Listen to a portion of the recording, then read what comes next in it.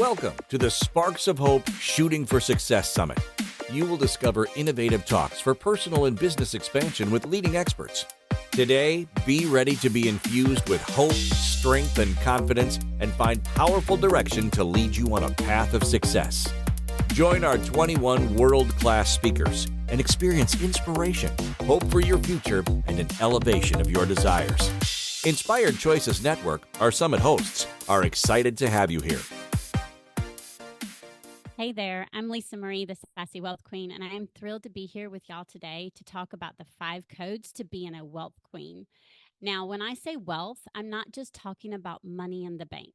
I'm talking about a richness that affects every aspect of your life, spiritually, mentally, physically, energetically, and financially. So as I like to say, sit back, grab a sweet tea, and let's dive in. So first up is spiritual wealth. So when we talk about spiritual wealth, that's all about living in alignment with your deepest values and beliefs. It's about having a sense of inner fulfillment that comes from knowing who you are and what you stand for.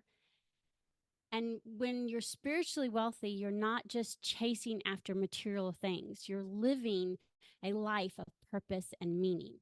And, you know, when I think back, sometimes a lot of us will forget to do that. And so I try to make sure I dig deep and, keep that spiritual wealth right there up front. And so ways that you can build your spiritual wealth is you can take time each day for self-reflection and meditation. Get clear on what truly matters to you. One of the things I like to do is listen to a song that's it's by a woman, but it's a meditation song. And I listen to it because it talks about all the possibilities and how I'm doing these things. And it just puts me in this zone so that I'm able to really self reflect and take that time each day. And the other thing that you can do is surround yourself with people who uplift and inspire you. Their energy will help you stay aligned. And that's just so, so important. The next code is mental wealth. Now, with mental wealth, y'all, the way you think about money and abundance is just so, so important. I honestly cannot stress this enough. If you're always telling yourself that money is scarce and it's hard to come by, guess what? That's exactly what you're going to experience. When you cultivate a wealth mindset, when you view the world with gratitude and see the opportunities everywhere, that's when the magic happens. And I get so excited when I talk about this because remember, being in a state of fulfillment gets you closer to what you want, not the other way around. And mindset is something you're always going to work on. Y'all, I've been doing this for going on 8 years now, and I still work on my mindset. I remember a time where I didn't have a very good mindset with money. I didn't have a very good mindset at all, but especially with money. And I had to really dig deep and do the inner work to see what was possible and change that mindset. And when I did, I started with the gratitude. And that's one of the things that you can do to start developing that mindset is start practicing gratitude daily. So one of the things I did, and I suggest for everybody to do, is write down 3 things you're thankful for each morning. And then to take that a step forward, whenever you go to pay a bill, whenever you go to pump gas in your vehicle, whenever you receive money in, say thank you. Not to anyone in particular, but just say thank you. Show the gratitude and really, really, and at first you're going to seem like, okay, this is weird. I'm saying thank you to, space or the universe. And yeah, it might feel weird at first and it may not. And the more you do it, the more it's going to sink in and just become a part of you. To this day, every single time I buy groceries, I say thank you. Every time I pump gas and I put the card in, I'm saying thank you for having the card to be able to get the gas, money to be able to pay on the card for the gas. I'm saying thank you to the universe for all of these things. And I just think I don't think we realize how important practicing that gratitude is and how it actually affects your mental mindset, which affects your mental wealth. The second thing you can do to develop your your wealth mindset is reframe the limiting beliefs. So when you catch yourself thinking negatively about money, flip the script. So an example is, um, I am never going to have money, or I'm never going to have enough money, or I'm not worthy of making money. And you flip it. I am worthy of making money. Money is on its way. I have enough money to take care of everything, and I know more is on its way. However, whatever the negative thing is, just flip it around where it's more, where it's from negative to positive. And then what I always suggest is find one that you really like that you flipped and write them on sticky notes and place them on your mirror in your bathroom so that you see them first thing in the morning, because we normally go and brush our teeth first thing in the morning. And you'll also be one of the things you'll see at night because you brush your teeth at night. And so I did that. I actually still do that. I have 2 of them now. And then also you can place them on your computer laptop. So like when you lift your laptop up, that's like one of the first things you see. And it's just that way. It's just reminding you, and it's like ingraining into your brain, but it's just helping you flip that mindset. The third wealth code is physical wealth. Okay. So when we talk about physical wealth, I'm not talking about just being fit and fabulous, okay? Although that's certainly part of it. What I'm talking about is making health a top priority. Because here's the truth: your health is your wealth. When you're taking care of your body, you've got the energy and the vitality to chase after your dreams. But when you're running on empty, everything suffers. And I mean everything. Your health is going to do one of 2 things: it's going to enhance your lifestyle and your effectiveness, or it's going to hinder your ability to have the monetary gains you desire. I can tell you that when I did not take care of my health, or when I wasn't taking very good care of my health, I was miserable. My business was in its second year. It was struggling. I was struggling. I could barely get up, take care of my 2 kids. I was close to 200 pounds. That has been almost 7 years ago. Um, and I decided enough was enough. I was going to put me first. I was going to take care of my health. And I started with a fitness trainer, and I started working on my mental health and my physical health. So I did both at the same time.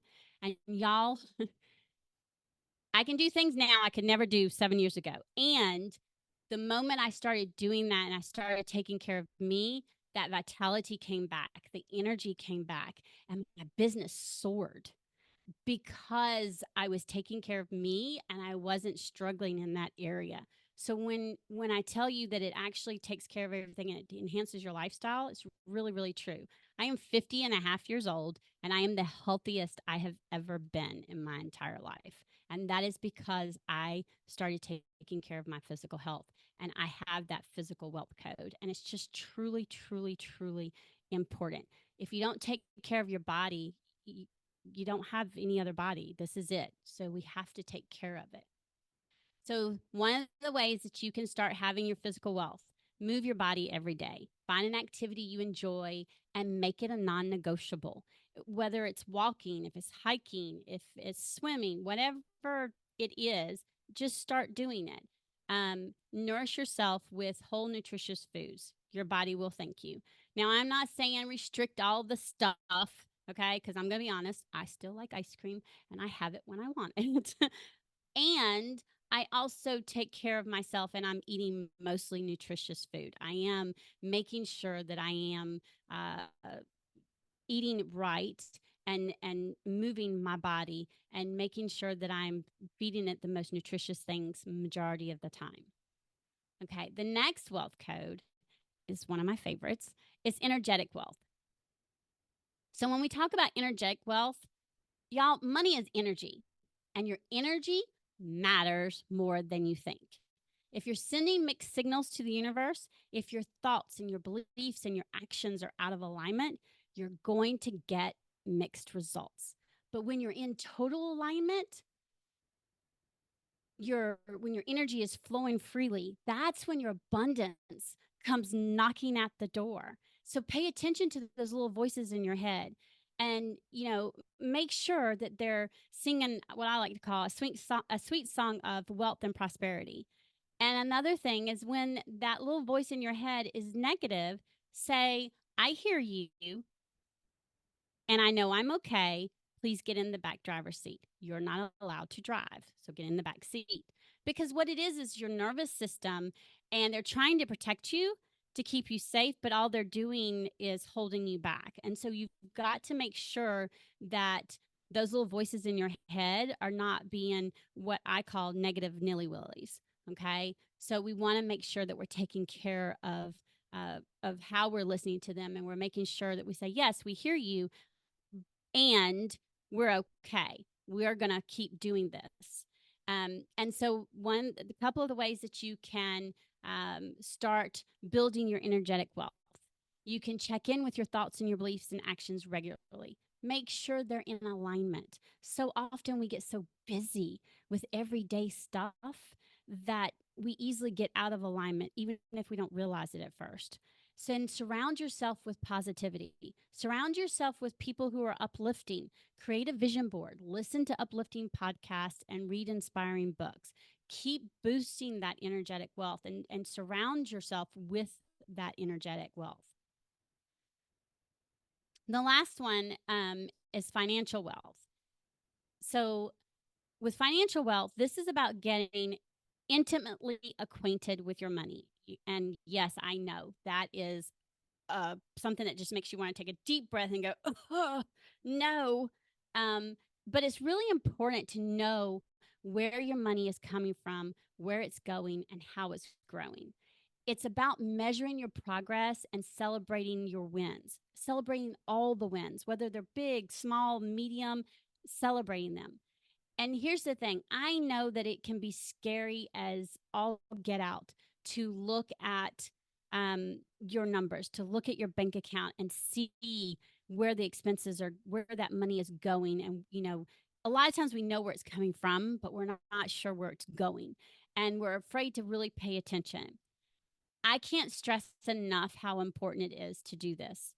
I still, to this day, do what I call a money audit.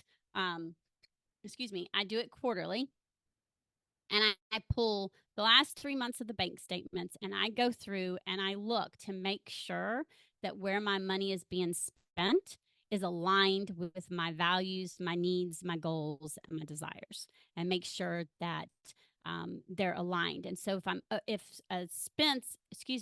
I'm spending more in a certain area, okay, why? Is there a reason why it was being done? Okay, is this really what I want, or do I need to bring it back in? But it's about measuring that progress and deciding, okay, what needs to be done? How can we fix it if something is off?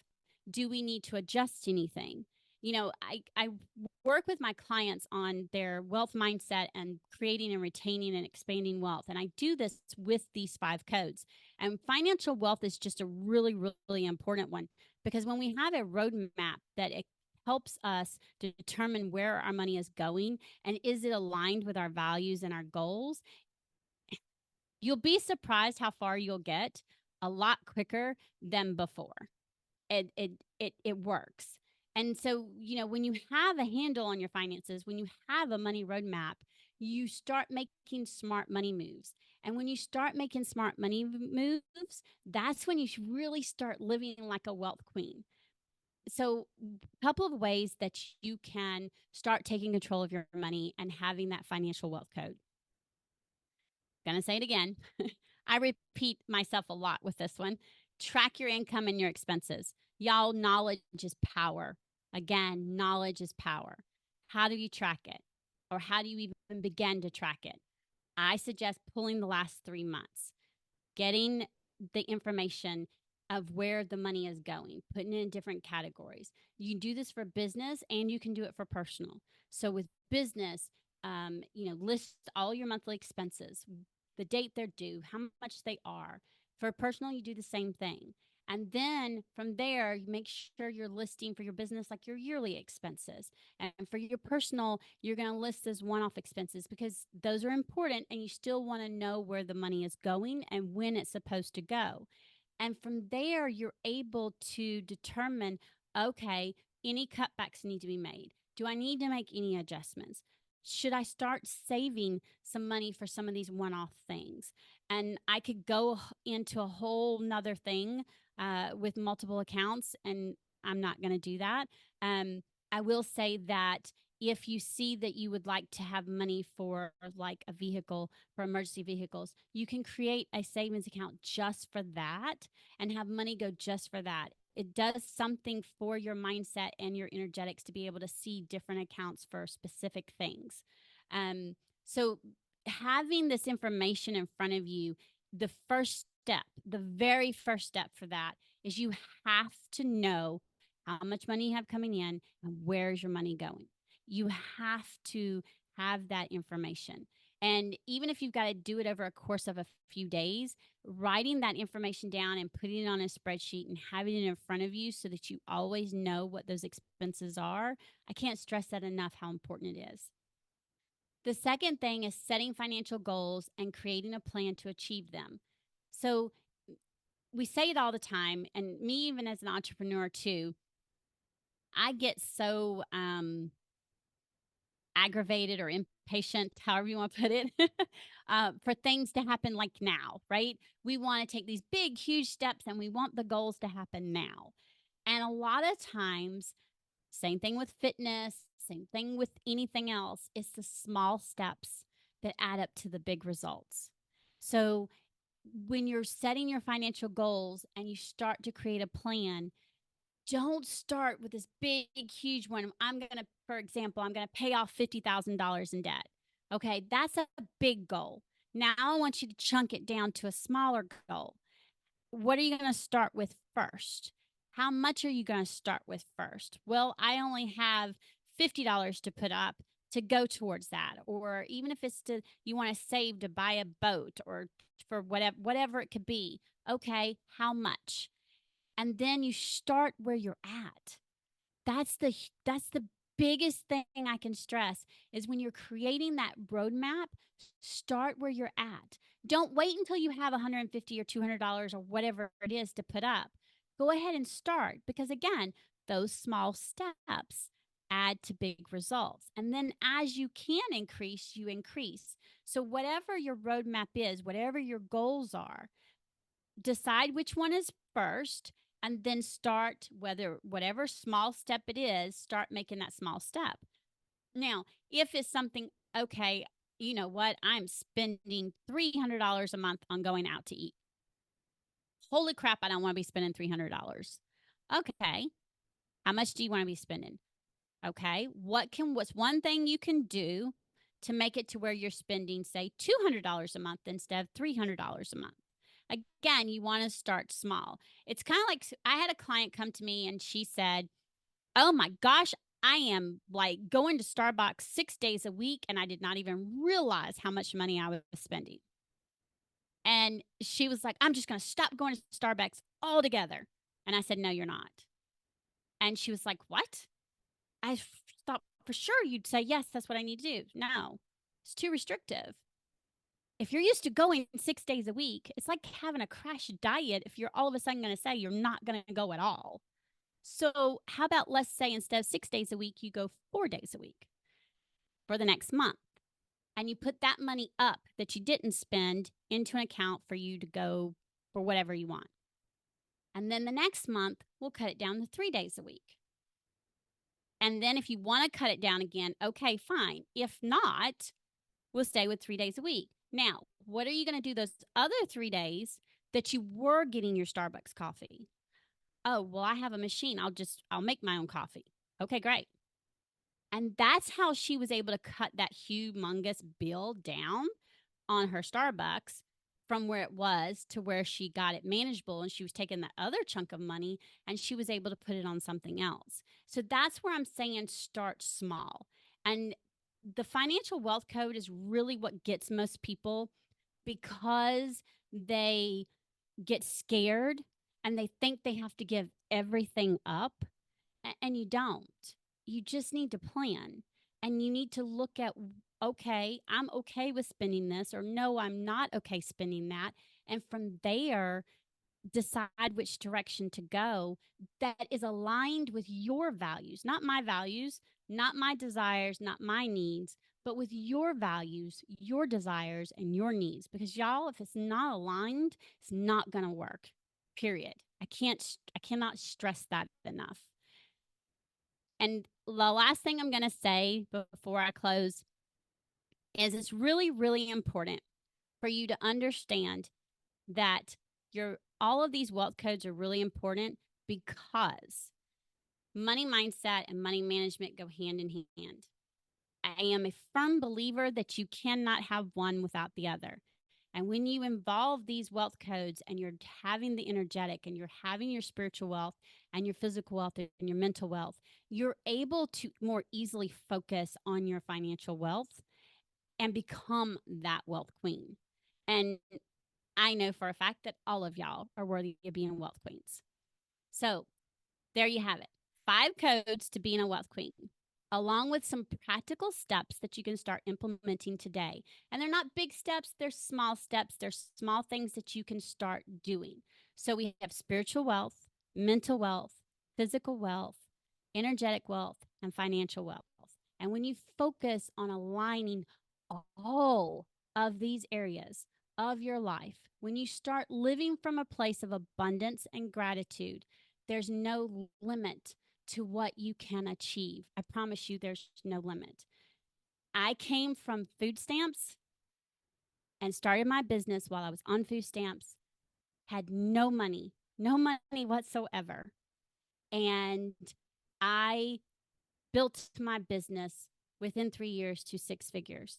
So when I tell you that you can take these codes are really important and it can be done, and that you can create and retain and expand wealth regardless if you came from it, and you do it aligned with your goals and your values, honest to goodness, you can. You can. So I want you to remember, building wealth is a journey, not a destination. And when you start living from a place of abundance and gratitude, there's no limit to what you can achieve. So go out there and claim that crown that is rightfully yours.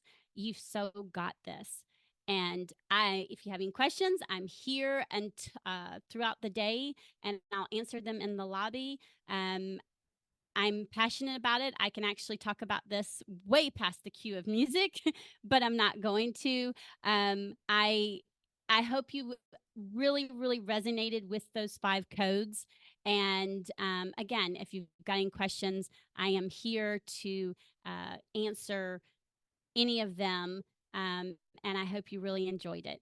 So again, the 5 codes are spiritual, mental, physical, energetic, and financial. Start living those 5 codes aligned with your values, and there is no limit to what you'll be able to achieve.